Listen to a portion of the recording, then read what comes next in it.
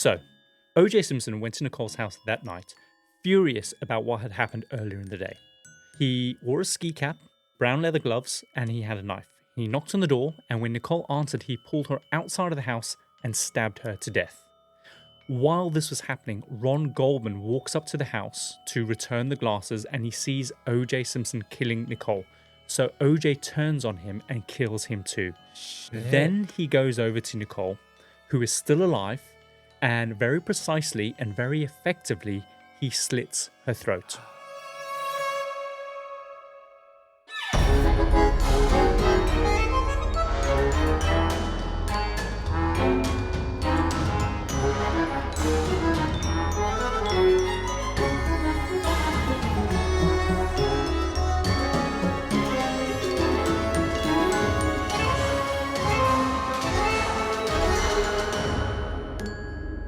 Welcome to the Compendium, an assembly of fascinating things, a weekly variety podcast that gives you just enough information to stand your ground at any social gathering. We explore stories from the darker corners of true crime, the hidden gems of history, and the jaw-dropping deeds of extraordinary people. I'm Kyle Reese, your ringmaster for this week's episode. And I'm Adam Cox, your resident slow-speed getaway driver for the week. God, of course, very topical this week, isn't it? Of course. So freaks, we are finally taking a little break over the summer, and rather than serving you up nothing, we've handpicked some of our favorite episodes from season 2 to keep you guys occupied while we are away recharging our batteries, and writing some incredible stories to kick off season 3 of the Compendium. Can you believe season 3 is coming up, Adam? Never in my wildest dreams did I ever think that we would get to 3 seasons. I didn't think we'd get to 1 season. I didn't actually. I thought you would have flomped so bloody hard that we would have given up after 2 episodes. And we almost did. It was touch and go there for a second. And these aren't just going to be random old episodes. We have painstakingly dug into the data, checked the downloads, listened to the feedback, and picked the absolute best of the best. The episodes you freaks just could not get enough of. Exactly. Maybe it was a case that still keeps you up at night, or an historical rabbit hole that blew your mind. Whatever the reason, these are the episodes that have earned their spot on our summer highlights list. This week, we're kicking off with a true heavy hitter, an episode which actually aired way back in May of 2024, actually. And whether you're a brand new listener or a long-time fan who's been with us since the very start, you are still going to love this episode. But Adam, this is also a chance for me to test what you remember with a little segment we're going to be calling Who Wants to Be a Certified Freak? I do. I don't think you can handle it. This will be a true test on whether or not, because that is literally the whole point of the show, is me educating you about a big topic that you had no idea about. It's literally the reason why we started the show. I didn't realize I was going to be like, there's going to be a test. I thought we're just going to do a little intro. After 2 years. Yeah. I feel like I should have prepared. So Adam, today on the Compendium, we're kicking off our end of season highlights with what I'm calling an assembly of celebrity, crime, and courtroom rhymes. Well, there's one that sticks out, and it has to be the O.J. Simpson case. 100%. We are resurrecting episode 58, If I Did It, the O.J. Simpson unraveling the trial of the century. And this is the story of Orenthal James Simpson. Do you remember how our minds were blown by the fact that his name was Orenthal? I'm sure it was the first time, and also this time I'm going, that was his name? This is not going to end well. Yeah, he was that beloved NFL icon turned accused murderer, and the saga that got everyone glued to their TV sets in the 1990s.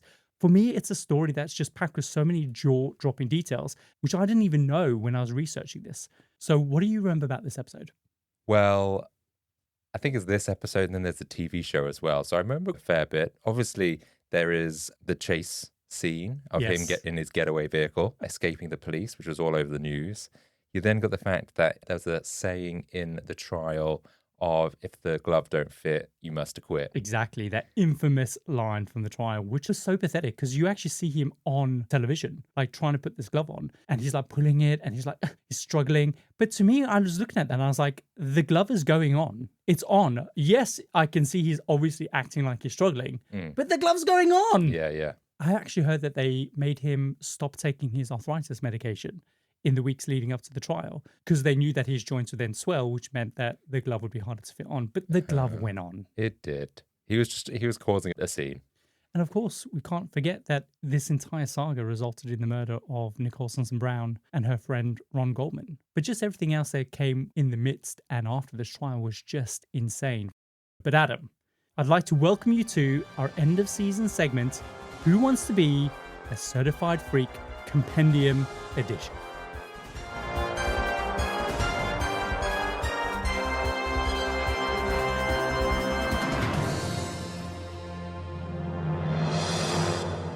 Do you like the music? It's very 90s, isn't it? It's so... Was this on in the 90s? Yeah, it started in the 90s. No, I surely must be the early 2000s. I don't know. It's been on a while, like a good 20, 25 years. Adam, in lieu of cash prizes, you'll be playing for your very own Compendium keychain so you too can have something lovingly dangling near your crotch. Because you don't actually own one. I know, which is weird. Why have I not got one yet? I don't know. I have one. Yeah. But you don't. All right. You ready? Should we play? Okay, so Adam, the O.J. Simpson story and the tragic murder of Nicole Simpson Brown is one for the ages. For question 1, can you tell me, during the O.J. Simpson's infamous 1994 police chase, he fled authorities while riding in what is now an iconic vehicle. What is that vehicle? Do I get any options? No. Oh. You just need to know. In the game show, you get like choices. Like, Oh, sorry. sorry. I should have explained the rules. No, there's no options. You just need to know this shit. Okay. Well, I think I do know this one. It was not a Mustang. It's a white, a Bronco. I'm not quite sure. Is it like a van? Is that a van? No, it's a truck. White Bronco. Is that your final answer? It's my answer.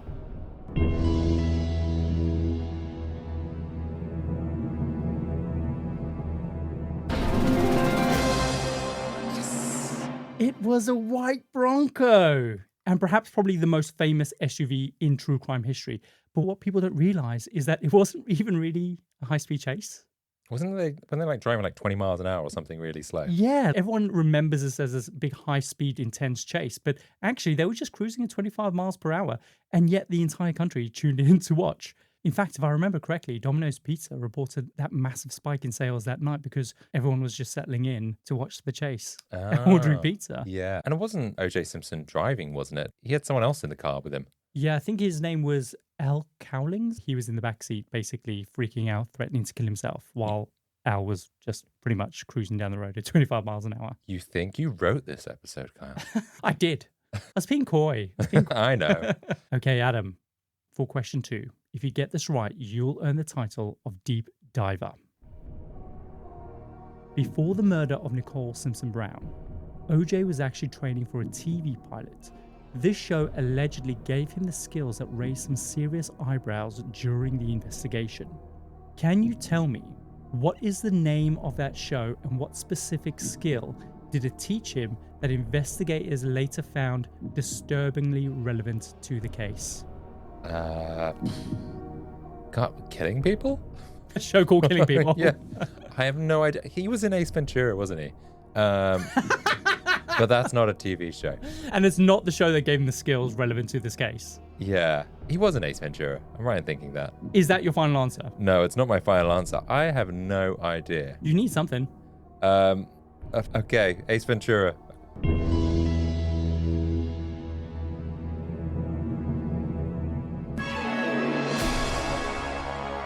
No, it was a show called Frogman about Navy SEALs, and it was meant to be like a diving themed kind of action series.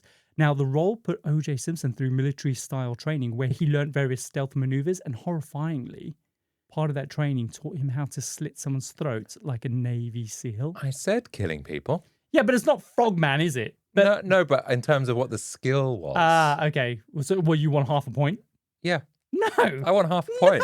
No keychain. Get me wrong. I mean, I was wrong about the Ace Ventura thing. I don't think he was in that either. No, I have no idea. I'm thinking of the Carry On movies. Not the Carry On movies. The one with like Leslie Nielsen. Naked Gun, yes. But basically, this show and him being part of it led some people to speculate that O.J. Simpson had used that training to commit this crime against Nicole Simpson Brown. And of course, the show never aired. But it's a dark and chilling footnote in this trial, which is really crazy. Okay, you ready for the final question? Adam, if you get this question right, you'll be officially crowned the expert. Well, no, you won't, because you got one question wrong. Yeah. So what's the point? Well, no, if you get this one right, then you'll be deep diver. Okay. Okay, we'll see. Adam, can you tell me what was the name of the controversial book O.J. Simpson tried to publish in which he hypothetically described how he would have committed the murders if he had actually done them? Wasn't it If I Did It? And then the if was really small. Is that your final answer? Yeah, that's what we named this episode on.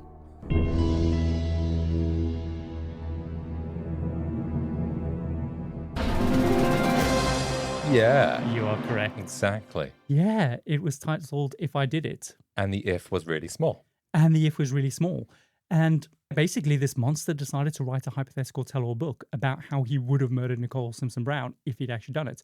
But it gets even worse because Ron Goldman's family, the family of the guy who was actually murdered alongside Nicole, decided to take O.J. Simpson to court, and they ended up actually winning the rights to the book. And when they actually ended up publishing it, that's when they made the little if in the title really, really tiny and hid it inside the eye so you can barely see it. So basically, it just read, I did it. Yeah. They also popped a massive footprint that was clearly taken from one of O.J. Simpson's shoes, because he was like apparently one of like a few hundred people in the country to actually own one of those pairs of shoes. So it's too much of a coincidence that one of the other 200 people that own that shoe in his size ended up killing Nicole Simpson Brown. Yeah. It's a massive smoking gun.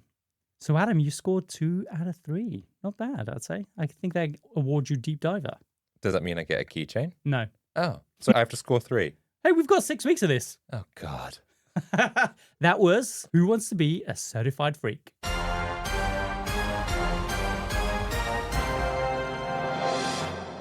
This little segment just proves exactly why this episode deserves a rerun. And the O.J. Simpson story is just unbelievable on so many levels. The crime, the trial, the cultural earthquake that followed this, especially the racial tensions that sparks across America. This story has literally everything: celebrity, violence, drama, and even more absurdity. We are so excited to share this episode with you guys again as part of our celebration for the best of season 2. Trust us, it is worth a ride. Slow speed chases and all. So without further ado, do you want to travel back to 1994 with me, Adam? Let's do it. Well, on today's episode of the Compendium, an assembly of fascinating and intriguing things, I'm going to be telling the story of O.J. Simpson!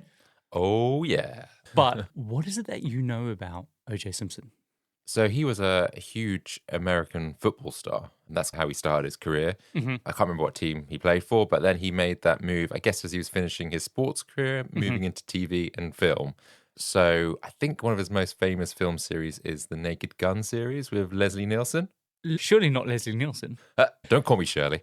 So he was famous for all the kind of slapstick comedy of those at the Airplane movie and Naked Gun, and I guess that was one of O.J. Simpson's big breaks as a movie star. Yeah, that's it. Because I guess when he was coming towards the end of his career, he needed to make sure that he had the next move planned, if you will. And I think that one of the things that he thought that he would do really well at is like working in TV and production and films and things like that. So he kind of set the wheels in motion to carve a career for himself after. So I recently picked up Jeffrey Toobin's book, The Run for His Life. And so he's this American lawyer, blogger, author, legal analyst for CNN.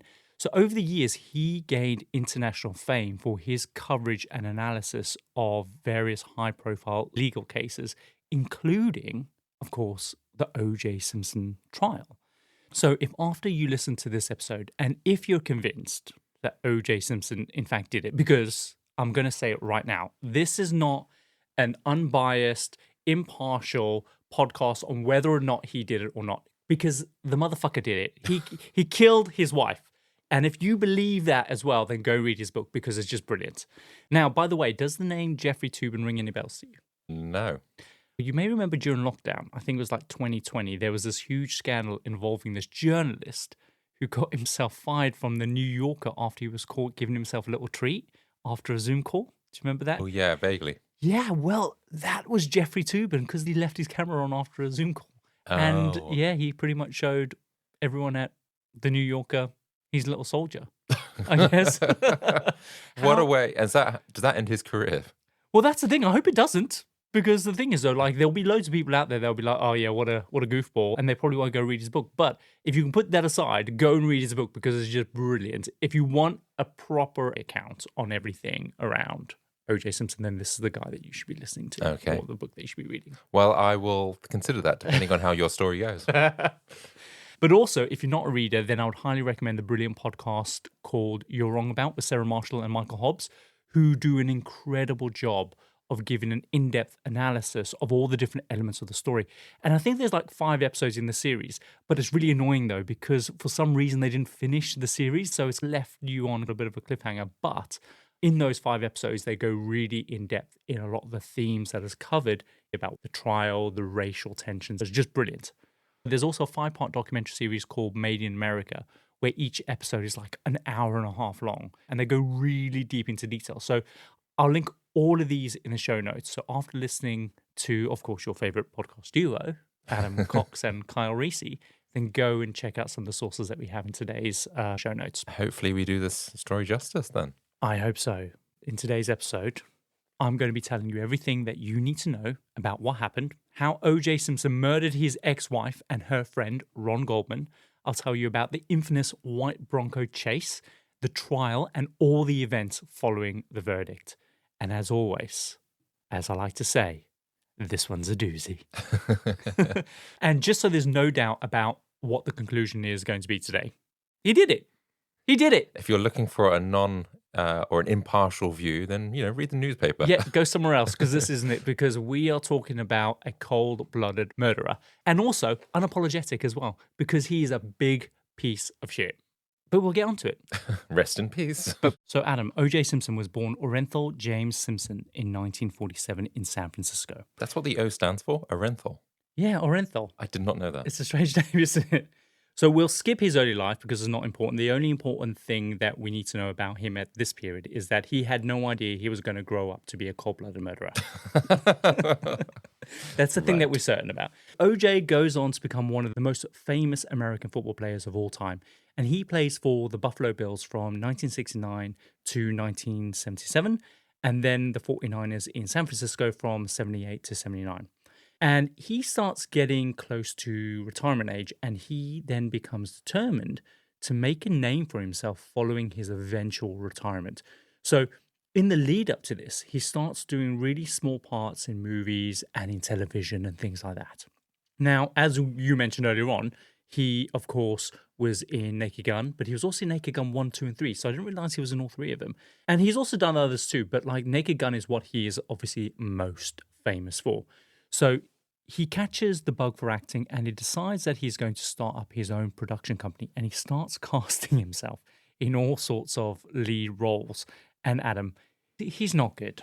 I love the fact that he had his own production company where like, I'm going to star in this. No one's casting me, so I know if I own the production company, then nobody can say no to me. Write the theme tune, sing the theme tune, kill the theme tune. What?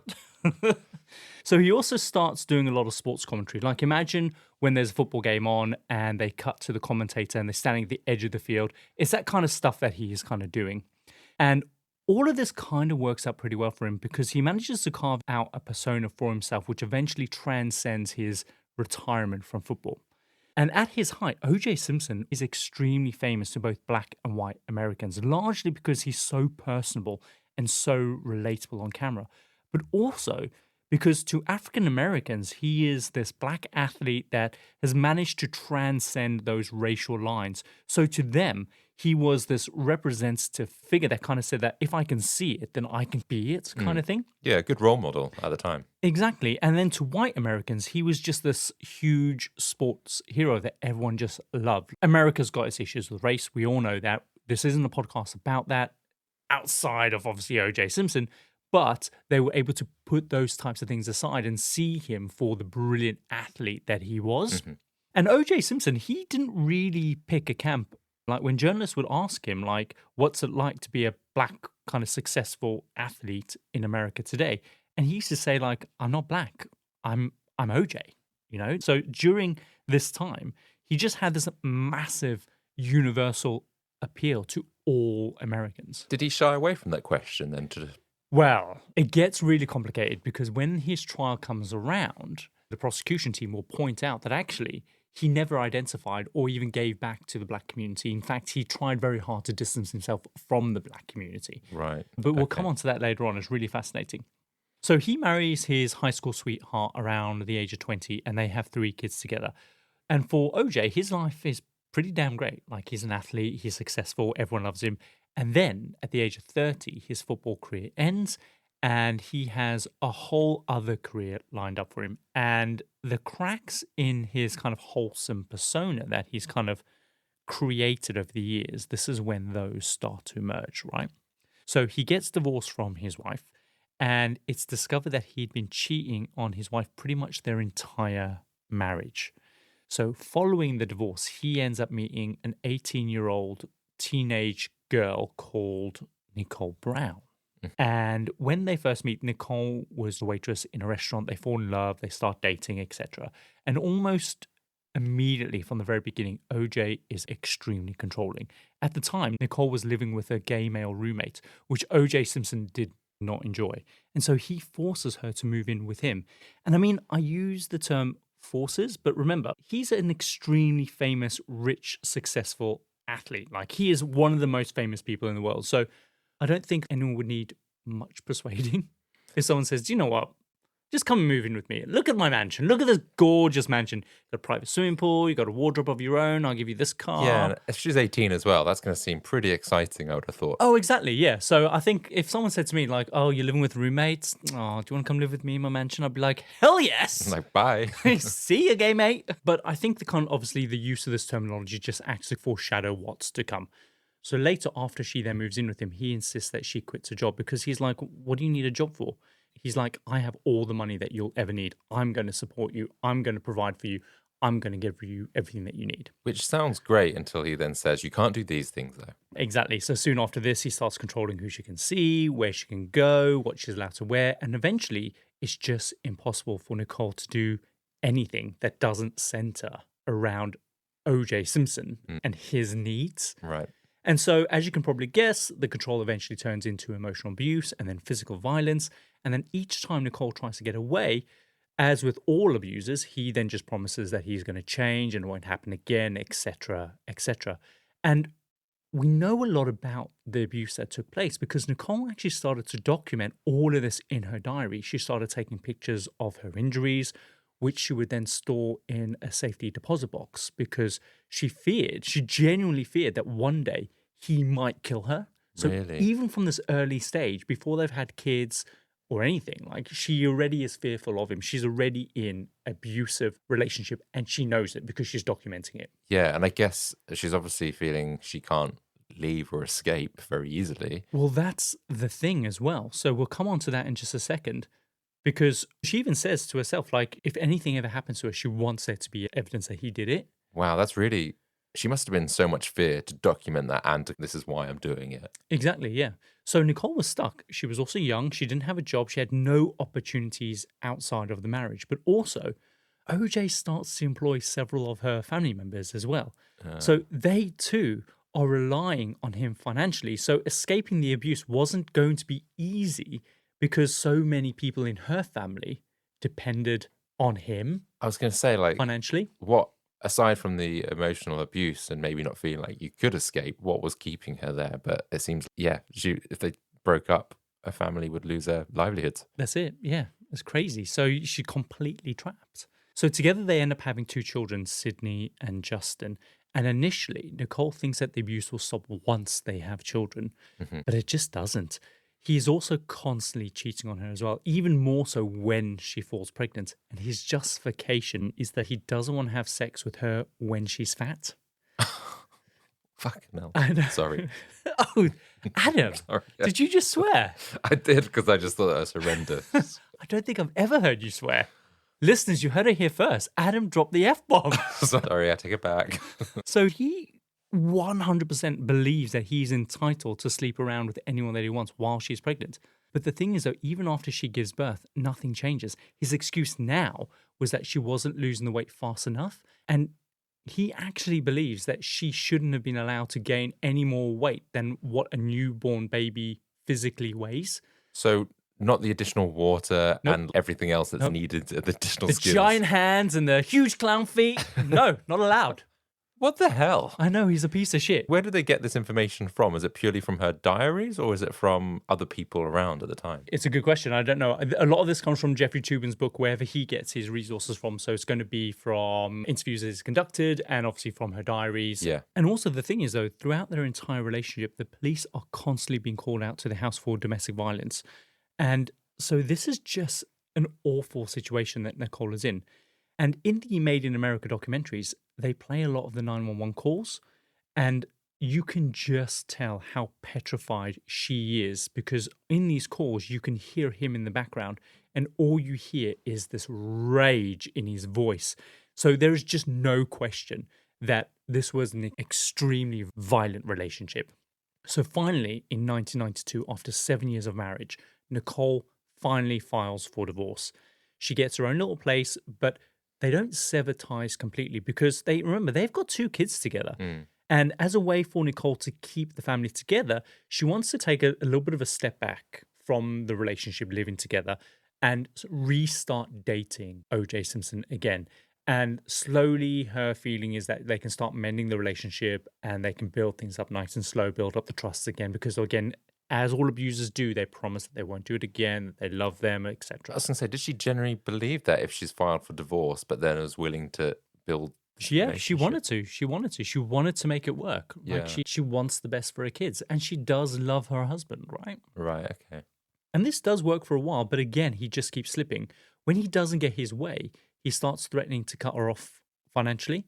And he even threatens to take the kids away, telling her that because he is famous, he has the means to care for the kids better than she could ever do it. So I get it. It's a bit of blackmail. So I understand why you would want to keep him sweet, even though you don't want to be in a relationship with him or married to him anymore. Yeah. And was there a danger of him ever being abusive to his kids, though? Well, there's no evidence of that. Their kids were very young anyway at the time. So OJ just does whatever he can to just keep maintaining control over Nicole. So he starts following her wherever she goes with friends, things like that. Mm-hmm. So what he would do is he would often park outside her house and just wait and watch, just like an absolute creep, even sneaking up to watch through the windows to see if he can see anything going on. And eventually, when Nicole is 35, she decides that she is now done. Like all the bullshit, the following, the stalking, the manipulation, she wants out and she wants a clean break. So she moves into her own little place with the kids, and OJ will only be involved as much as he needs to be for the sake of the children. But other than that, that is it. She is done. Good for her. So she's made the decision. So for the first time, Nicole is genuinely happy. She's out socializing on her own. She's thinking about a career and building up kind of her own independence. And of course, as is the case with all abusers, OJ just cannot deal with this at all. Because before now, she has always come back to him. He's always said, I'm sorry, I'll never do it again. She's always forgiven him. And then the cycle just starts again and again. And so this is the first time that he's realizing she's not coming back. So one day, one of the kids is having a dance recital. Nicole invites the whole family to come out and watch. She is there with her sisters and her mom. OJ comes separately, but Nicole doesn't save him a seat next to them, right? So he has to go and sit somewhere else in the auditorium. And this just makes him absolutely furious because he can see them all sitting together, having a great time. They're all happy. And he's just sitting there on his own. So he's just furious. This just drives him mental. Yeah, he'd probably like the anger raging inside of him. Yeah, exactly. I can imagine him sitting there just seething. Venting. Do you know what I mean? Ooh. So after the dance recital, the family go to dinner to a restaurant called Mezzaluna. And it's a place that Nicole ate at all the time with the kids. And she knew all of the staff. She's super friendly with the management and all of the staff. But she tells OJ that he's not invited to come and have dinner after the recital. So they have dinner, and then afterwards the family head home. And halfway, Nicole's mother realizes that she's left her reading glasses at the restaurant. So Nicole says that she'll call the restaurant, and she speaks to one of the wait staff, a guy called Ron Goldman, who she knows socially. And there's loads of kind of speculation of how well she knew this guy. But according to the sources that I've read, they were just platonic friends that would occasionally meet on nights out. But there is speculation that there may have been like involved, but I don't believe it at all. They were just friends. It was just, oh, you work at that restaurant that I Yeah. go to with my kids all the time, and you're really friendly, and you make my kids laugh, and yeah, Yeah. I've seen you on a night out a couple times, and that's it. Yeah. So Ron agrees that he will drop the glasses around her house once he finishes his shift. So around midnight that same evening, a neighborhood couple find Nicole's dog wandering the streets, and the dog is barking and seems really agitated. And they also notice that the dog's got a lot of blood on its paws. So they decide that they're going to take the dog back to Nicole's house. And when they get there, they find Nicole and Ron Goldman dead in the front yard. They'd both been stabbed to death in what looked like an absolute fit of rage. Damn, and left on the front lawn. Mm-hmm. So that's not a premeditated murder in a sense. It's not someone that's hunted someone out to go specifically do it. Sure. It feels very much like a spur of the moment thing. So as we know, Nicole Brown and Ron Goldman were the victims, and there was a whole court case about it, and I'm not going to keep you in suspense because he was found not guilty of their murder. But I'm here to tell you that he did it. We know he did it. He even makes jokes about doing it. So I'm just going to... Exactly. He's an absolute piece of shit, and we're going to cover all that in a minute. But I'm just going to tell you exactly how he did it and what happened. So, O.J. Simpson went to Nicole's house that night, furious about what had happened earlier in the day. He wore a ski cap, brown leather gloves, and he had a knife. He knocked on the door, and when Nicole answered, he pulled her outside of the house and stabbed her to death. While this was happening, Ron Goldman walks up to the house to return the glasses, and he sees O.J. Simpson killing Nicole. So O.J. turns on him and kills him too. Shit. Then he goes over to Nicole, who is still alive, and very precisely and very effectively, he slits her throat. And the reason why they think that O.J. Simpson knew how to kill in this way is because at this precise moment, he was filming a new TV series called Frogmen about Navy SEAL divers. And for maximum authenticity, producers put the cast through rigorous training, including how to look inconspicuous by wearing balaclavas and gloves, etc. And one of the things OJ would have learned was how to kill someone by slitting their throat like a Navy SEAL would do, very precisely, very effectively. So people have speculated that this is how he knew how to do this. Wow, well, I take back what I said where it sounded opportunistic. He actually went there and did that. I did not know he dressed like that either. Yeah, he was fully kid. Hi, I'm Kristen Bell. And if you know my husband Dax, then you also know he loves shopping for a car. Selling a car? Not so much. We're really doing this, huh? Thankfully, Carvana makes it easy. Answer a few questions, put in your VIN or license, and done. We sold ours in minutes this morning, and they'll come pick it up and pay us this afternoon. Bye-bye, truckie. Of course, we kept the favorite. Hello, other truckie. Sell your car with Carvana today. Terms and conditions apply. Down. So after killing Nicole Brown and Ron Goldman, OJ drops one of the gloves and the ski cap that he was wearing. He then drives home in his white Bronco and parks on the side of the house because he is organized for a limousine to be waiting to pick him up to take him to the airport on a work trip. So he can't park in the driveway because he doesn't actually want the driver to know that he wasn't home. Right, okay. This is going to stand as kind of his alibi. Right. So O.J. Simpson then jumps over the fence. He sneaks around the side of the house. And while he's sneaking past his guest house on his property, a friend of his, Kato Kalin, who is staying in the guest house, hears something through the wall, like footsteps or a scuffle, but he doesn't actually know it's O.J. Simpson. And then the noise is gone and then he forgets about it. Right. But he very clearly remembers someone walking down the side of the guest house. On the way into the house, OJ drops the other glove at the back of the guest house. Right. He goes inside the main house. He gets rid of his clothes. He gets dressed. He collects his luggage. He gets into the limo where the driver is waiting for him. And he goes to the airport ready to catch his flight to Chicago for his little work trip. Wow. To think that you're just going to go do that now after what you've just done. What a bastard. What a piece of shit. Yeah.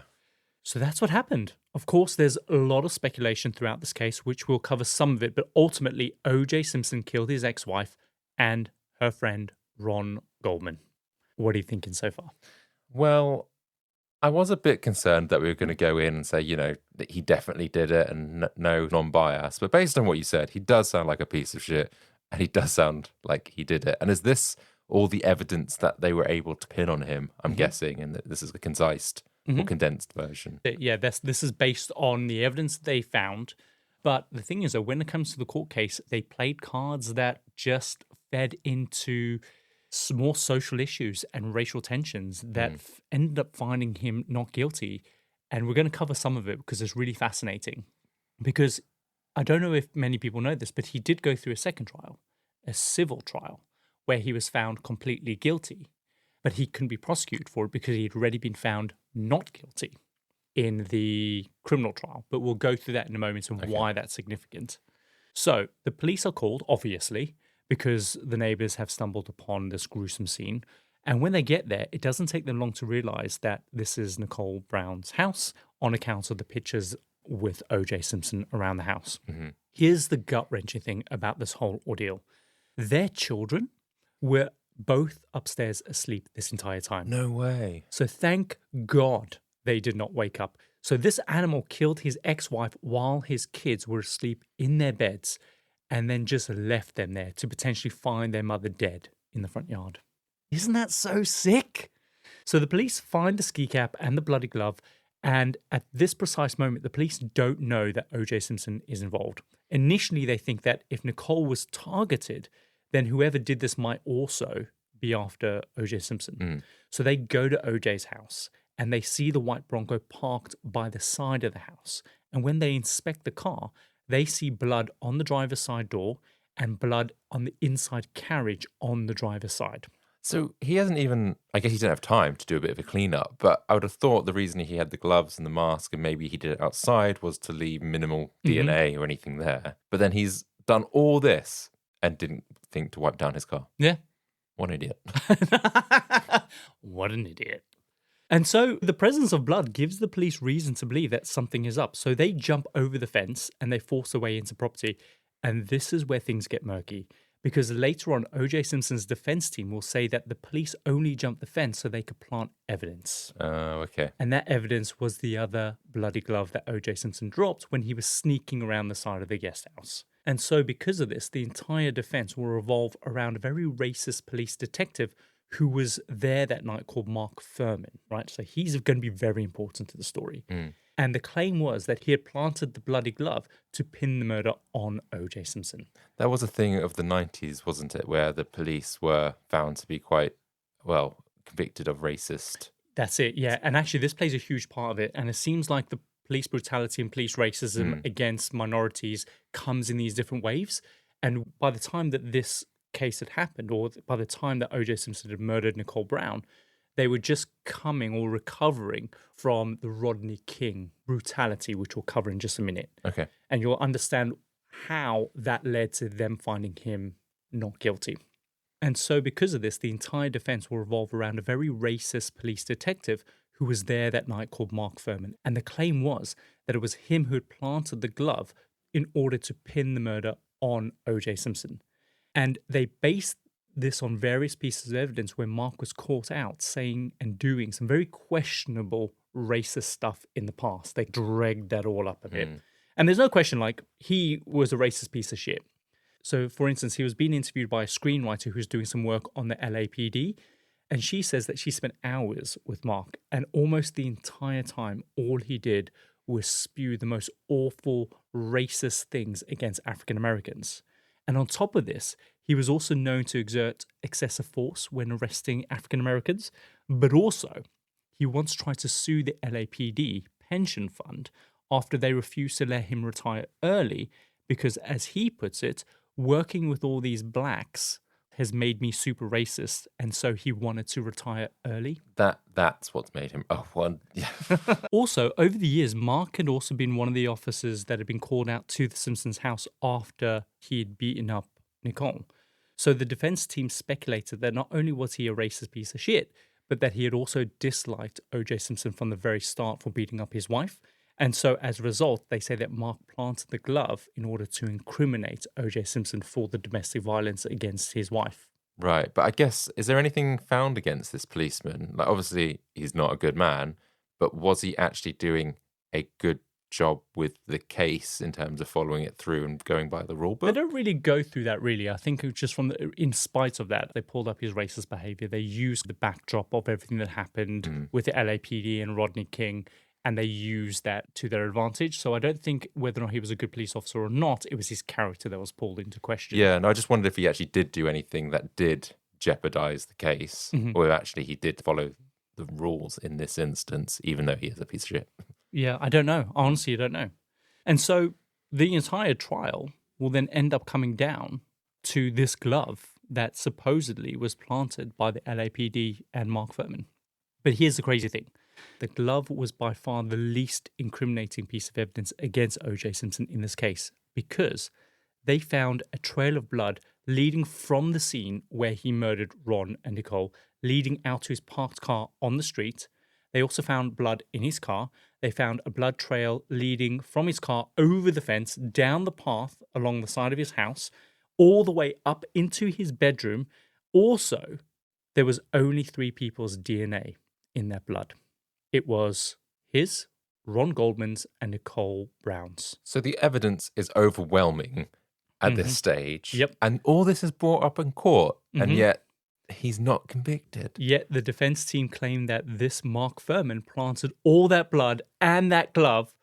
Come on. How could he do that? Exactly. If there's anything that life has taught us up to this point, is that racists are not the smartest of people. Mark Furman could not have pulled that off in that time at the scene, both scenes. He would have to have scooped up all their DNA into a pipette and then just drop that. Yeah, and smear it. And everywhere. Yeah, exactly. Jeez. It's mental.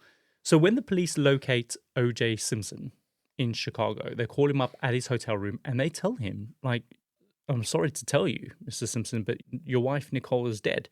And it's the biggest play of mediocre acting you've probably ever heard in your life. Much like what we saw in The Naked Gun. Like, he's terrible. I was going to say. So he's wailing. He's saying, no, not Nicole. And then he says, I'll come home. And then he hangs up. And not once does he ask, how did she die?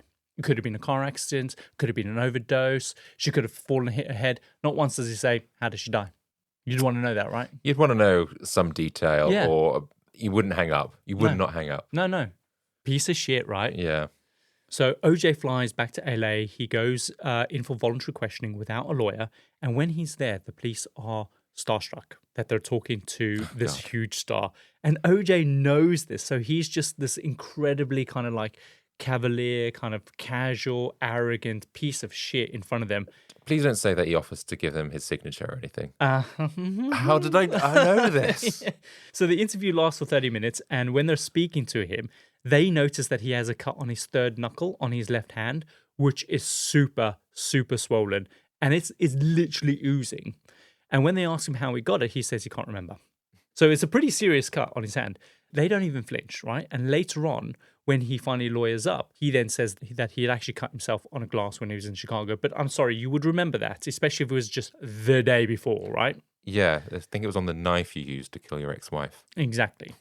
So they also ask him about his whereabouts at the time of the murders, what contact he had with Nicole in the hours preceding, and his activities following.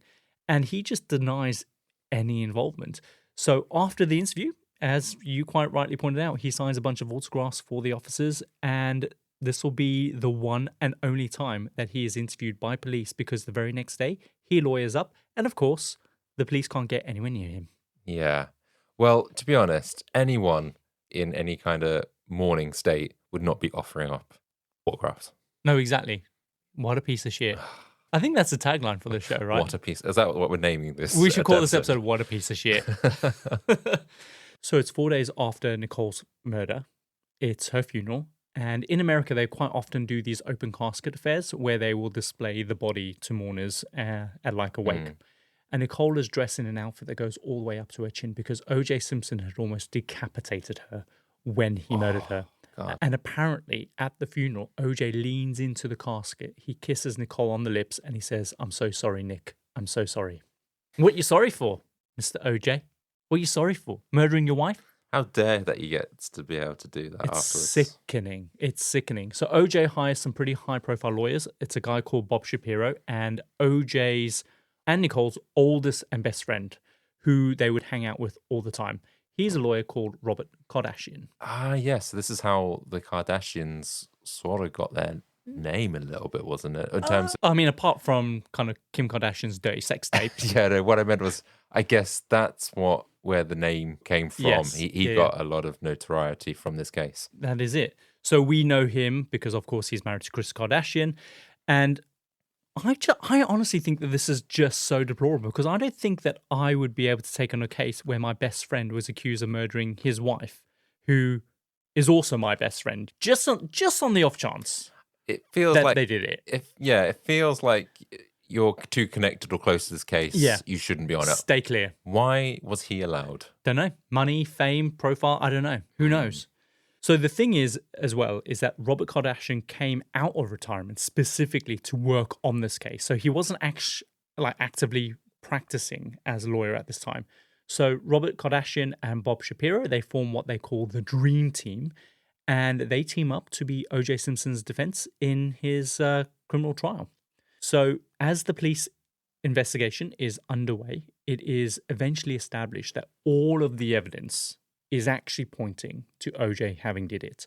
And they make moves to arrest him for Nicole and Ron's murder.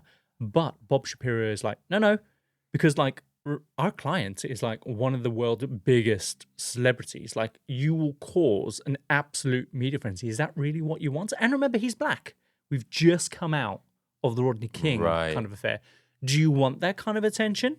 And the police are like, okay, yeah, no, maybe you're right. So Bob Shapiro is like, what we'll do is we'll arrange for OJ to surrender to the police station tomorrow morning at 11 a.m. And it'll be nice and cordial, respectful. We'll keep it low profile and you can have him. And they're like, okay. Police are like, fine. But the next morning, OJ decides that him and his best friend, a guy called AC, are going to make a run for it. AC and OJ are like, they're inseparable best friends, right? They do everything together. They even both have the same white Bronco. So a lot of people believe that it was O.J. Simpson's white Bronco that they made their getaway in. But of course, remember, that was impounded now, right? So it was his friend's Bronco who had the exact same Bronco. They bought two twinning. So it's obviously not the one that's in question. It's AC's Bronco. So they get into AC's white Bronco and they make a getaway. So OJ will later claim that he just couldn't live with the idea that Nicole was no longer alive and that he was driving off with the intention to kill himself. Or he couldn't live with the fact that he did it. Exactly. But that's an absolute crock of shit because later in the car, the police will find his passport, $10,000 in cash, a wig, and a fake mustache. Oh my God, a fake mustache. And also, during the entire kind of getaway, he was making his way down the San Diego freeway directly for Mexico. I really want to see what he would have looked like in the wig and mustache. So I want to know how good this disguise would be. I don't think he was wearing it just yet. So he was just bundled into the back seat while AC was driving, I believe. Right, and he's gets to the border, puts on his new disguise. And that's it. Oh, no one's going to recognize me. So meanwhile, the media are all patiently waiting for OJ to hand himself at the police station. Of course, that never happens. So when 11 a.m. comes and goes, the media are like, what's going on? Okay. So they start to piece things together and they discover that OJ, one of the most famous people on the planet, is now a fugitive making a beeline for Mexico in a white Bronco, and it becomes the biggest news story in the world at the time. That is amazing in a way. It's amazing. So Bob Shapiro and Robert Kardashian, they, of course, jump into action to try and control the narrative about what's happening. And immediately they hold a press conference and they tell the world that OJ is not on the run. He's actually off to kill himself. And that Robert Kardashian then pulls out a note that OJ has left and he reads it out live on television. Right. And it basically says, to whom it may concern, I've had nothing to do with Nicole's murder. I loved her. I always have. I always will. If we had a problem, it's because I loved her too much. I mean, these defense lawyers are clearly doing a very good job in terms of trying, like, how are we going to save this shit show? Exactly. He then goes on to say, please don't listen to what the press are saying, because he believed that him and Nicole had a great relationship. He then goes on this tirade of thanking all of his friends. He thanks like 30 people. It's really weird. And he says he doesn't understand why this is happening to him. Why does things always happen to me? And then he has the gall to say that at times, are you ready for this? At times, I felt like the battered husband. Oh, shut up. He should have drove off a cliff. He should have. He then says, please don't feel sorry for me. He's had a great life. Please think of the real OJ and not this lost person that he's become. And then he signs off with peace and love, O.J. Simpson. Isn't that just gross? Yeah. So this news story is unfolding live on TV with the police commencing this huge police chase pursuing OJ in this infamous white Bronco. There are helicopters all over the place and news station vans are all honing in on the situation and they're all just chasing after him. Was this on TV, like the car chases that you see, which would like interrupt broadcasting or programming? That's it. We all remember those moments because we've either seen snippets of it on kind of television that have been reimagined by Family Guy and in various documentaries. But here's the thing. Just describe what's happening. Describe what you think is happening right now. Imagine the scene. What's going on? Yeah. Describe the car chase. Well, I'm imagining like this really like fast, like trying to get away from the police, like on this highway. Swerving. Yeah. Beeping. Yeah. Like cars swerving out the way. Oh my God. Like driving into trash cans. Yeah, all exactly. Sorts. Yeah. Yeah. Here's the reality. Okay. Throughout the entire police chase, AC and OJ are just casually driving down the freeway at a cool 25 miles per hour. There is no speeding. There is no tire popping chains being flung into the road. There's no swerving. There's no attempt to force him off or to like get him to pull over. Right. There's none of that. It's just traveling down the road at 25 miles an hour. They're like going way below the limit, right? That's a violation. If we can't get him on anything, we can get him on driving too slow on the freeway. I was just thinking, yeah, pin him on that. Get him, boys. So OJ's just in the back seat. He's holding a gun, and there are like 50 police cars trailing behind, and the world is just watching. And apparently, on this day, this was the worst day on record for US soap opera ratings because everyone had tuned in to watch this, in inverted commas, high-speed car chase that we've all been brainwashed to believe that it was. Oh, right. And I mean, it's more like a police escort than a car chase. And it just goes on for miles and miles. And they're not going to get to Mexico. I was going to say, do they like, will you pull over? And they go, sure. Yeah. So there's a very good reason why they don't act aggressively. Because up to this point in American history, America was going through its latest wave of people speaking out against police brutality and violence against African Americans. Because it was only a couple of years prior, in 1991, that an African American guy called Rodney King was brutally beat up by the LAPD, and someone captured the entire event on camera.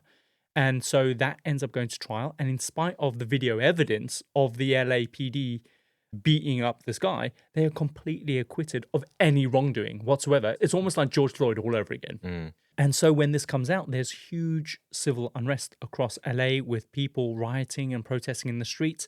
So, like I said, it's extremely familiar to what we keep seeing time and time again. Yeah, and I'm guessing off the back of that, people being very cautious of what's said and done. Exactly.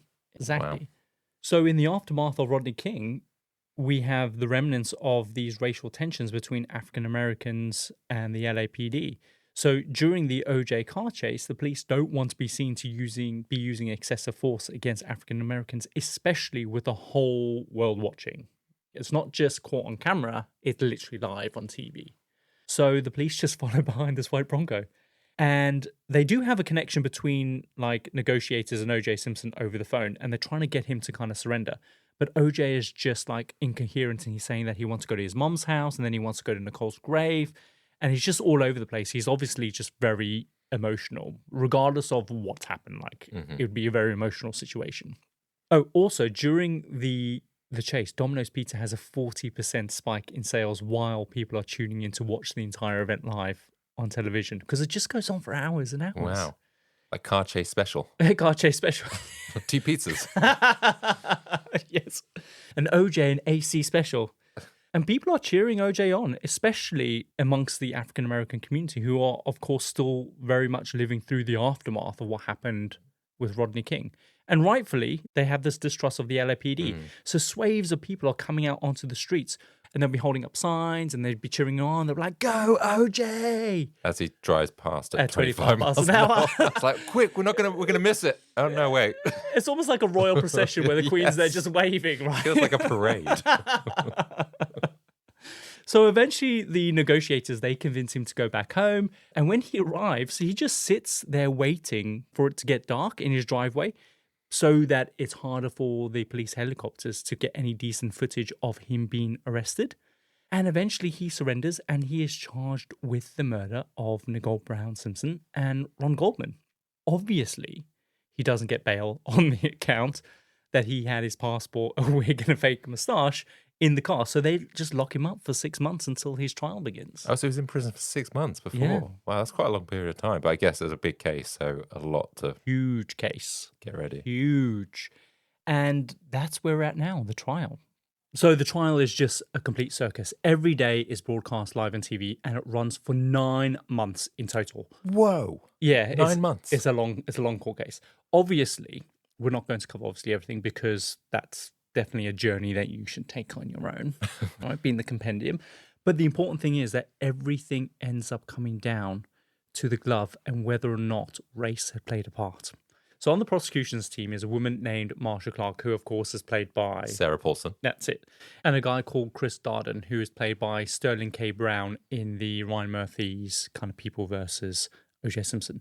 Their initial strategy is to present a dual approach. They began by focusing on the domestic violence kind of aspect of things, and they are trying to portray OJ as having a motive and being capable of killing Nicole Brown because of his domestic violence history. Sure. The other part of the strategy was to present the huge amount of scientific evidence, including hairs, clothing fibers, and of course, the huge amounts of DNA evidence that they had in their arsenal. How they managed Slam to lose. dunk. I know. So you say that and you just think, oh, yeah, they've got this in the bag, right? Exactly. But here's the thing regarding the DNA. In the early 1990s, DNA wasn't that widely understood by the general public in any way. So the prosecution team struggled to get the jury to appreciate the precision and the significance of having DNA in a case like this. And I don't know how true this is, but I read on Reddit that in order to explain what DNA was to the jury, they actually played that little animation at the start of Jurassic Park where they explain how they resurrected the dinosaurs, and then they get the little DNA, and inside the strands is a blueprint to all life, and basically they have to play that in order to explain what DNA is. I mean, it feels like that sort of undermines what they're saying. Oh, do you think? Just like, why are playing a dinosaurs cartoon? involved in this? They've used dinosaurs to extract DNA from O.J. Simpson? OJ killed the dinosaurs? Yeah, So okay. that apparently happened. So it goes something like a DNA strand, like me, is a blueprint for building all living things. And sometimes animals that went extinct millions of years ago, like the dinosaurs, they left their blueprints behind for us to find. We just had to know where to look for them. It was that kind of dialogue. And they hopefully try to explain the significance of it. But on OJ's defense team, their strategy was, of course, to undermine this weird, new, bizarre evidence that they call DNA. That's crazy that they're undermining that and critiquing that. Yeah, especially years later, if they're still practicing lawyers, I bet they now use DNA in their own defenses when they debunked it in this case. Are they still DNA deniers? That's after what all I was these years? thinking, yeah. How do they get away with that? Or people not... Obviously, people have now critiqued this case and everything. Yeah. But yeah, you'd think you're not a good person. Yeah. Or like, I would love to go to one of Bob Shapiro's court cases today if he's still practicing law and just sit there. And if he mentions DNA set, I'll be like, fake news! DNA doesn't exist! He's probably like a flat welder kind of person. Do you isn't he? reckon? Yeah. I guess you just got to do what you got to do in the interest of your client, right? Yeah. You just don't want to lose. That's the main thing, isn't No. it? But also part of the defense is they were going to make this entire defense about race. And they think that they have a chance because all they have to do is convince 12 members of the jury, of which 9 happen to be African Americans, that this was indeed the case. And ultimately, this strategy ends up being successful. It works. It gets OJ acquitted of the murder of Ron Goldman and Nicole Brown. And didn't the defense have a hand in picking the jury? I know Oh, both yeah. sides do, but they obviously were trying to use this to their advantage by getting more African Americans on Sure, the they case. go through what they call jury selection. But here's the problem, right? So you got to think of the strategies that they're employing. So Bob Shapiro and his team are going, we want black people, we want black people, we want black people. Yeah. What is Marsha Clark doing? We want women, we want women, we want women. Why? Because their defense is the domestic violence stuff. And they think that, of course, the DNA is going to hold strong because that's scientific evidence. So that's the thing. That's where Marsha Clark went very wrong. She assumed that this was going to be a slam dunk domestic violence case, but it wasn't. Yeah. Right? So OJ's defense team, they make out OJ to be this huge hero of the African American community, which just couldn't be further from the truth, because ever since OJ made it as a celebrity, he actively worked really hard to disassociate himself from African Americans. And we see evidence of this because when asked, he always maintained that he wasn't black. He would say, I'm OJ, I'm not black. And that, in its words, is a dissociation from your race and your people and your community. Yeah, I guess I don't know when he said that versus when some of the police brutality was happening, but it feels like a way of trying to be neutral, especially if he's got these sponsorships and things like that. Sure, possibly, you're right. But get this. This will give you a sense of how he felt. So OJ lived in an area known as Brentwood, which is, of course, a very affluent, very rich white community. And OJ would have been one of a very small number of black people living in that community. So when he was being arrested outside his house, remember a huge crowd of African Americans had gathered to show their support? Well, while he was being arrested, a witness overheard him remark, what are all these N-words doing in Brentwood? He was really shocked by how many black people had gathered. And this becomes a big point of contention during the trial, which tries to prove that he tried to distance himself from the black African American community for his whole career. But regardless, the defense makes it all about race and corruption against the LAPD. And their whole defense pivots on this theory that this very racist detective, Mark Furman, had planted the glove to deliberately incriminate O.J. Simpson in the murders of Nicole Brown and Ronald Goldman. Hi, I'm Kristen Bell. And if you know my husband Dax, then you also know he loves shopping for a car. Selling a car? Not so much. We're really doing this, huh? Thankfully, Carvana makes it easy. Answer a few questions, put in your VIN or license, and done. We sold ours in minutes this morning, and they'll come pick it up and pay us this afternoon. Bye-bye, truckie. Of course, we kept the favorite. Hello, other truckie. Sell your car with Carvana today. Terms and conditions apply. So the defense team suspects that at some point during the trial, there will be the question of whether or not the glove belongs to O.J. Simpson in the first place. They also know that O.J. Simpson suffers from arthritis in both of his hands.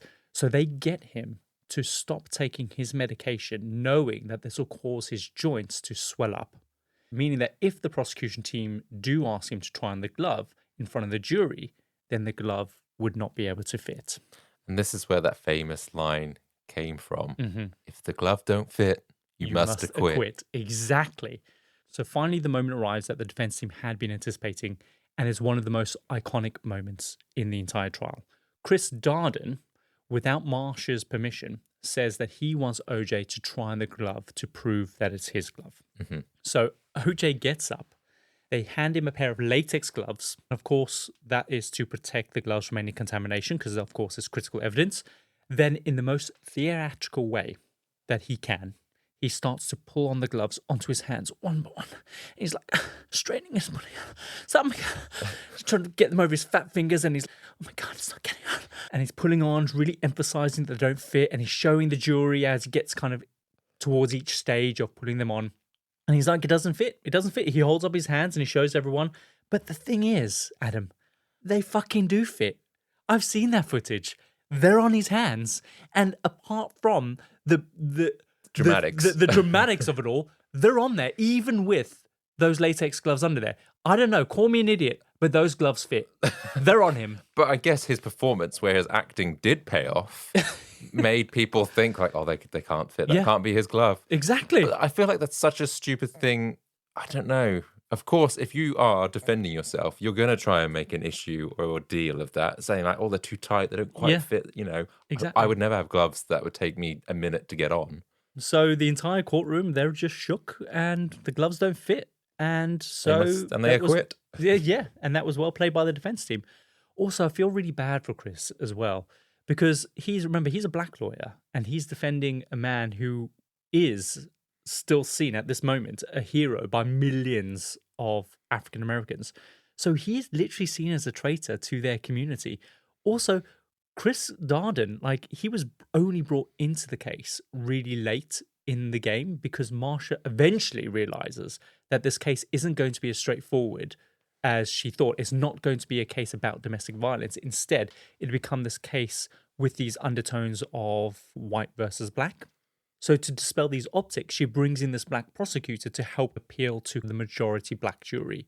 But even this is a misfire because later the jury said that the second that Chris walked into that courtroom, they knew why he was there. Yeah, I can understand why Marsha would do that because she's trying to show, like, look, let's get him on the right reasons. But it's a play at the end of the day. It is. It's like trying to clear all these distractions. Like, if I bring in a black lawyer, then it's almost no longer about race. We can focus on what it actually is about. Yeah. Which I respect that, but it just seemed to these people, the African American community who was still really hurt by Rodney King, that it was a very obvious, calculated. Yeah, and I think that's what perhaps comes across as slightly, are you being a bit dishonest here or whatever? Yeah.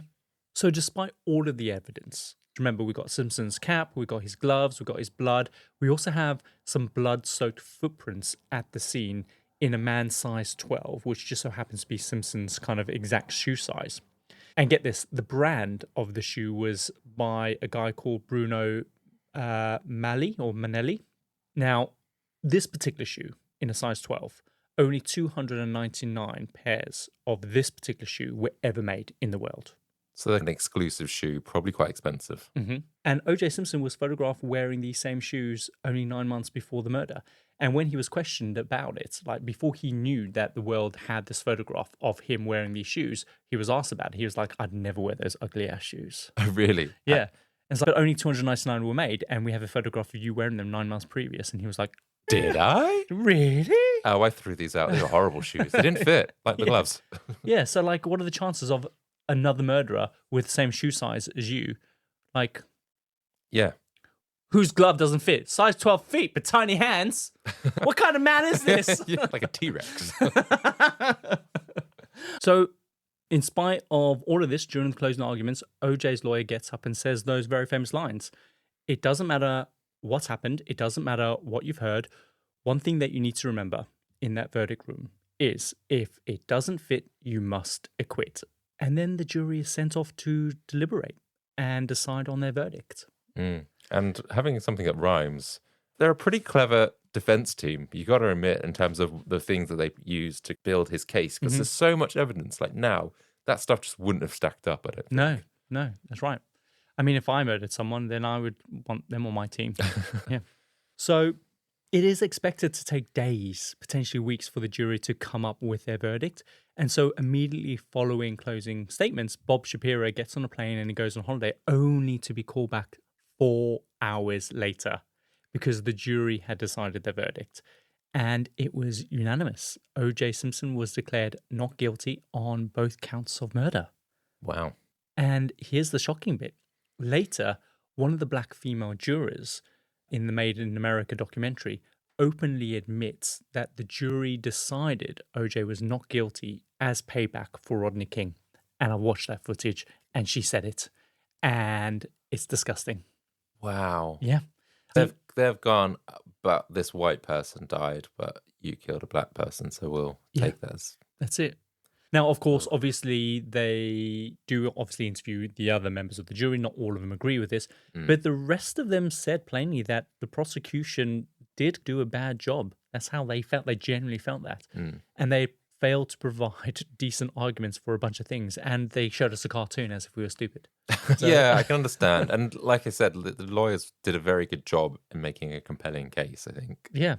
And I mean, at the time, let's pretend that DNA doesn't exist. I mean, would we see this case through a different lens? I don't know. Possibly. If you didn't have that to say this was 100% him, you probably would. Possibly. So yeah, while they were deliberating in the verdict room, they generally didn't think that beyond a reasonable doubt that he was guilty. So they found him not guilty. But I personally think it lands somewhere in the middle. I think that in part, racial tensions was a factor. I also think that the prosecution team, like you said as well, they probably messed up their strategy a little bit. They miscalculated a couple of things. It wasn't going to be a domestic violence case. There was going to be elements of race in there, and they just didn't account for that. Yeah. And the interesting thing is that Marsha Clark came into this trial believing that she could paint this picture of a domestic violence case that resulted in murder. She thought that she would win favor from the women on the jury. It wasn't until it was too late that she started to see the racial tensions at the heart of all this. And the thing is that even after OJ is declared not guilty, this meant that there was still a cold-blooded murderer on the loose, just stabbing people to death around LA. But the police never continued looking.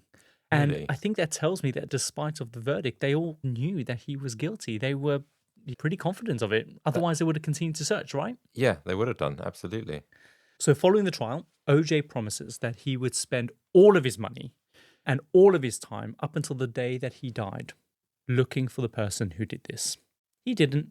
Piece of shit. So obviously, when the not guilty verdict was read out, both the Browns and the Goldmans were obviously furious.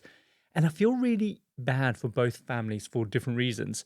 For Nicole's family, things were really complicated. So regardless of how they felt, they had to work really hard to suppress this because obviously their grandkids were at the center of this as well.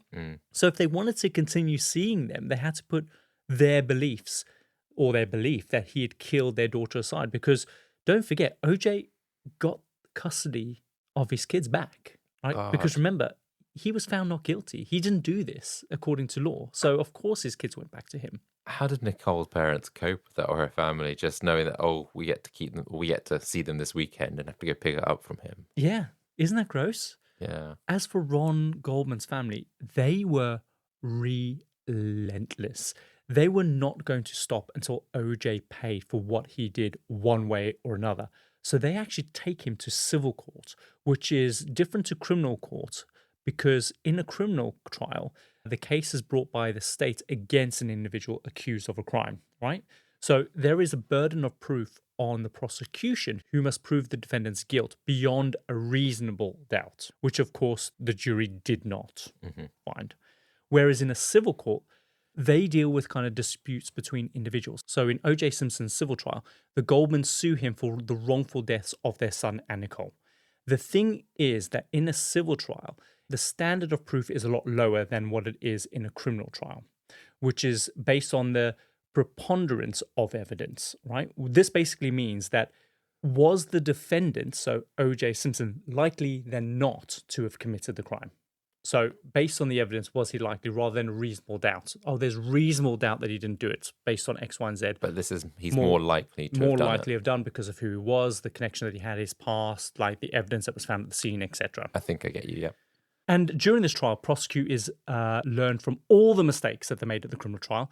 And during this trial, he is actually compelled to testify, which means that he has to get up on stand. And they question him about his history of domestic violence. They question his alibi, finding a bunch of gaps in his story.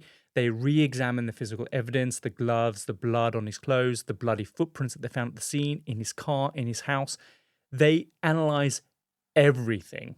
They also analyze his behavior following the murders as well. And in the Made in America documentary, you see footage of them questioning him, and it's plainly obvious that he's just lying through his teeth.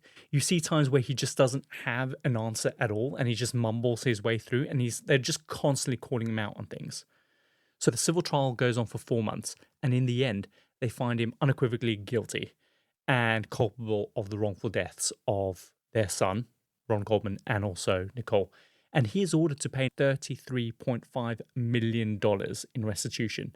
But after this ruling, he immediately files for bankruptcy and he moves to Florida. Because in Florida, they have these really strict homestead exemption laws, which makes it difficult for creditors to force you to sell your primary residence to satisfy debt. Right. So he was just doing any he could to get out of giving up his home and anything else that they could take him for. That is it.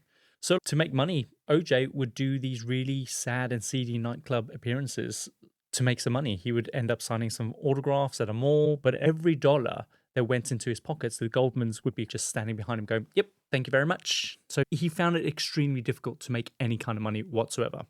So one thing he does try to make money on is from writing a book. He decides that he's going to write a book called If I Did It. Oh my God. Which talks about how he would have committed the murder if, in fact, he had done it. Ron Goldman's dad is like, I don't think so. He marches straight to court, but here's the thing. He doesn't get the judge to stop the book from being made. Instead, the judge awards the Goldmans full and complete rights to the book. Really? So it backfires on OJ. Yeah. So, like an absolute baller, the Goldmans publish the book. They still call it If I Did It, but they make the if the tiniest writing so you can barely see it. And it looks like the cover says, I did it. No way. And there is a picture of a bloody footprint that they find on the murder scene that belonged to O.J. Simpson on the front cover. It's interesting take of this family to do that. I guess they're trying to find any way they can, obviously, to bring him down because they know the criminal justice system hasn't done that.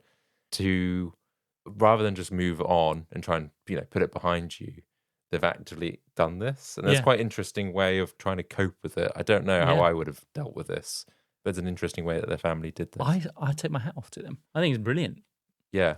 So basically, this means that the only money that he's actually allowed to keep is his pension and any money that he makes without the Goldmans finding out about, which isn't much because they are relentless. Like every time he makes a buck, makes a dime, they're like, pay up, murderer.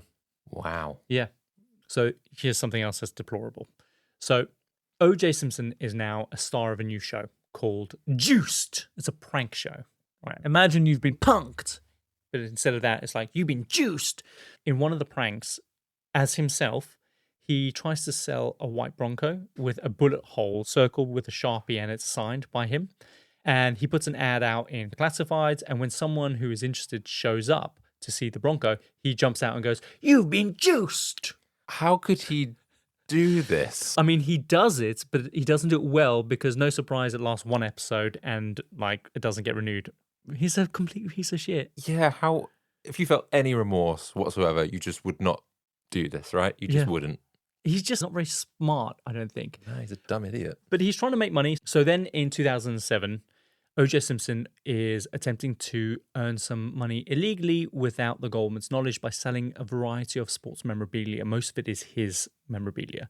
And he would literally just sign them and then just sell them for whatever he physically could get for it. So one day he hears about two guys, a guy called Bruce Romont and Alfred Beardsley. Now, they have been found to be selling a bunch of memorabilia out of their hotel room in Las Vegas. And OJ was claiming that they had stolen the memorabilia from him.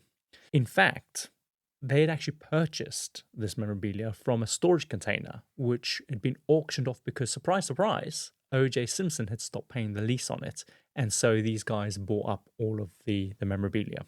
So O.J. decides that he's going to gather a bunch of his tough little mates. They travel all the way to Las Vegas and they commit an armed robbery on these guys. And like idiots, they get caught on all the different cameras in the hotel. And they are just arrested and they're found guilty of armed robbery. And get this, the judge sentences him to 33 years in prison. So to get their own back on the previous conviction. And that's where he's been since 2017, because after 9 years, he's let out on parole for good behavior. And yeah, he's now a free man.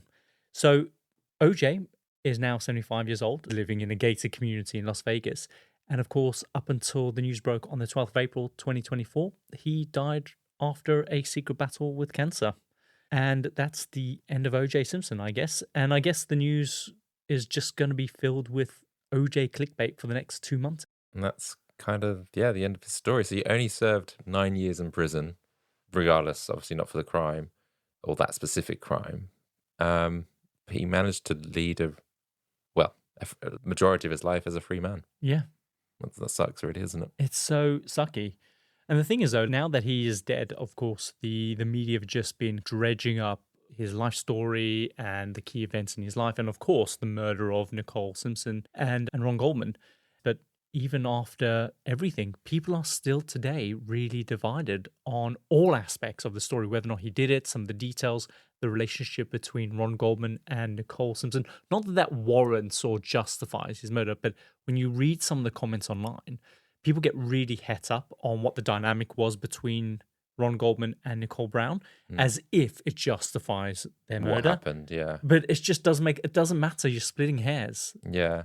I think I can understand there being a lot of interest in the case because of how it didn't go to plan, or just out of this overwhelming amount of evidence that should have brought him down didn't. So I can understand a lot of interest, but I feel like we're still talking a lot about OJ rather than actually the people that lost their lives. Exactly.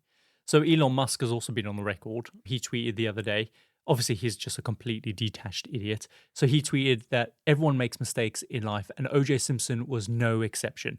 However you feel about his alleged crimes, the juice brought so much joy to sports fans in his college and pro football careers and made countless people laugh with his antics in Naked Gun. May he rest in peace. What a piece of shit, Elmo. Elmo. Yes, a new name. Guys, aside from the brutal murders, he was a fun dude. Get over yourself. How could you say that? Yeah, you can't put a problematic boss on the same line as a murderer.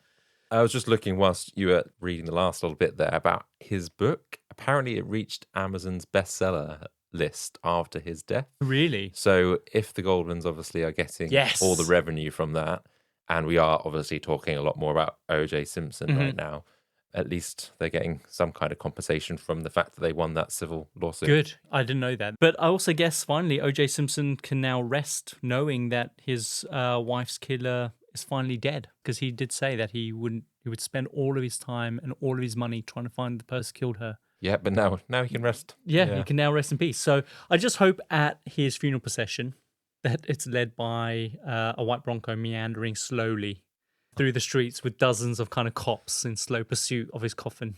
Can you imagine? Yeah, that's one way to go. And that is the story of O.J. Simpson and how he killed Nicole Brown and Ron Goldman. And if you don't agree with us, then I'm sure there's podcasts out there which say he is innocent. So listen to that instead. And I know the story is really huge and a lot of people still consider it really juicy. But as with many of these true crime stories, we need to remember that at the heart of the story, a 35-year-old mother was brutally murdered at the hands of her husband. Also, often overlooked in the story is a young man who was completely unconnected to O.J. Simpson. His life was just taken from him. And I feel so bad for Ron Goldman's family because in the midst of all of this, Ron often gets forgotten. Ron was only 25 years old. He was working as a young model and he had aspirations to one day open up his own restaurant. And Ron, by all accounts, was a really decent, young, caring person. And his life was just taken from him because he was doing a good deed, returning a pair of glasses, and walked in on a man brutally murdering his wife. Yeah, just It's wrong sickening. place, wrong time kind of thing. But you guys, you go ahead, you dive down that rabbit hole because there's so much to uncover in the story, especially around the complexities of the racial tensions between the LAPD and the African American community. It will really help you understand that the way that the African American community is being brutalized today isn't something that's new. It was one of many different instances where time and time again, the African American community are being brutalized by people who are supposed to be protecting us. So despite this being the case, where 2 innocent people were murdered, this case surfaces a lot of hurt amongst the African American communities across the USA. So remember, there's so much for you to explore, from Jeffrey Toobin's book, Run for His Life, to the Made in America documentaries, with each episode being like a mini film in itself. So check those out. But yeah, that's the story of O.J. Simpson. Any last words? Yeah. What do you got? One last thing, because I know when you were researching this, I snooped at some of your research. Wasn't there a video of Ruby Wax? So she's an interviewer, she's American comedian, quite famous in the UK, and also like a TV presenter. She had interviewed him, did she not? Yes. And didn't he make a joke of like stabbing? Yeah, he did. When knocked on her door and was doing like stabbing signs, almost. That's it. Yeah. So she was at a hotel room. The door, someone knocks at the door. She opened the door and there was O.J. Simpson with a knife pretending to stab her like in the Psycho movie. And he was like, his face was right up at the camera and his eyes were really wide and then he just laughed it off. Piece of shit. Yeah. Check this out on YouTube. It's disgusting. the scene before that, they were walking through the streets and Ruby Wax is interviewing him, and this woman walked up to OJ and interrupts her and asks if she could shake his hand. And her comment was like, I've never shaken the hand of a murderer before. And Ruby Wax is like, does that not upset you? And he's like, nah. Yeah, that's Doesn't weird. upset me. That's weird. Yeah. Very weird. But yeah, that's the story. Should we run the outro? Let's do it. So here we come to the end of another episode of The Compendium, an assembly of fascinating and intriguing things. If you found today's episode both fascinating and intriguing, then subscribe and leave us a review. But don't just stop there though. Schedule your episodes to download automatically as soon as they become available. Remember, we're on Instagram at The Compendium Podcast, so stop by and say hi, or visit us at our home on the web at thecompendiumpodcast.com. We release new episodes every Tuesday, and until then, remember, in the court of public opinion, the glove always fits. See you next time. See ya.